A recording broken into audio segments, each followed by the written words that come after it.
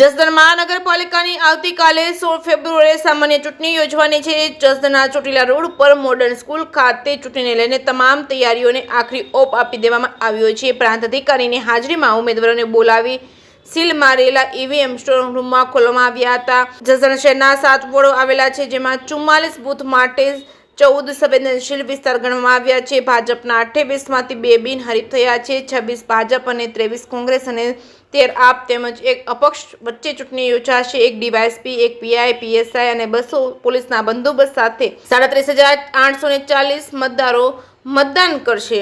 જે કે સિંહ ગુજરાતી સાથે કરશન બામટા, આટકોટ।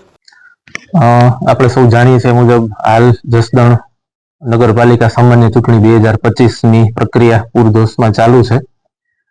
આવતીકાલે એટલે કે 16 ફેબ્રુઆરીના રોજ મતદાનનો દિવસ છે। સવારે 7 થી સાંજના 6 વાગ્યા સુધી મતદાનની પ્રક્રિયા ચાલુ રહેશે।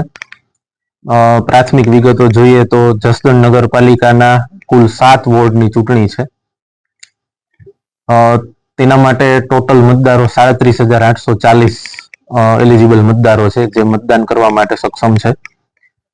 7 વોર્ડના ટોટલ 44 બૂથ છે અને આ 44 બૂથ પૈકી આપણે 14 બૂથ સંવેદનશીલ બૂથ જાહેર કરેલા છે। એના પર અલગથી વધારાનો પોલીસ બંદોબસ્ત એમના જે મેટ્રિક્સ પ્રમાણે ડિપ્લોય કરવામાં આવશે। આ જે ટોટલ 7 વોર્ડની ચૂંટણી છે એના માટે આજથી જ જે પોલિંગ સ્ટાફ છે, જેની સંખ્યા 200 થી વધારે છે, મહિલા સહિતનો સ્ટાફ, એ આજથી જ બૂથ પર પ્રયાણ કરશે અને બૂથ પર જ નાઇટ હોલ્ડ કરશે। પોલીસ સ્ટાફની વાત કરીએ તો સંવેદનશીલ એમની પેટ્રોલિંગ પાર્ટી સહિતના સ્ટાફ જોઈએ તો 150 થી વધારે પોલીસ સ્ટાફ આમાં રોકાયેલો છે। ડીવાયએસપી થી લઈને પીઆઈ, પીએસઆઈ, દરજ્જાના તમામ અધિકારીઓની નિમણૂક થઈ ગયેલ છે। બીજું અમે એક ખાસ ધ્યાને મૂકીએ કે ટોટલ વોર્ડ 7 છે એ પૈકી વોર્ડ 1 અને 6 એમાં એક સીટ છે એ બિનહરીફ થયેલ છે। એટલે વોર્ડ 1 અને 6 માં મતદારો 3 મત નાખી શકશે। બાકીના એ સિવાયના 5 વોર્ડ છે એના તમામ બૂથો પર 4 મત રજીસ્ટર કરી શકે છે। નગરપાલિકા ચૂંટણીમાં તમામ મતદારો ખાસ ધ્યાન રાખે કે વોર્ડ 1 અને 6 માં 3 મત આપી શકશે અને ત્યારબાદ રજીસ્ટર બટન દબાવવાથી એમનો મત નોંધાઈ જશે। બાકીના જે 2, 4, 5 અને 7 વોર્ડ છે એમાં 4 વોટ નાખી શકશે અને ત્યારબાદ રજીસ્ટર બટન દબાવીએથી એમનો મત રજીસ્ટર થઈ જશે।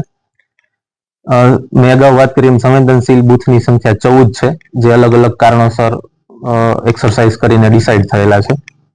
બૂથની અંદર કોઈ મતદાર મોબાઈલ લઈ જઈ શકશે નહીં, એટલે તમામ મતદારોને અપીલ છે કે એમાં વહીવટી તંત્રને જે ચૂંટણી પ્રક્રિયા છે એમાં સહયોગ કરે અને અંદર મોબાઈલ લઈ જવાનો આગ્રહ ન રાખે।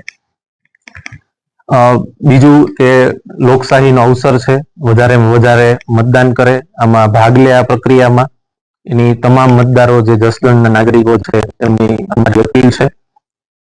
બીજી બાબત કે જે આવતીકાલે જે મતદાન થશે એના અન્વયે મતગણતરી 18 તારીખના રોજ મોડલ સ્કૂલ ખાતે સવારે 9 વાગ્યે શરૂ કરવામાં આવશે।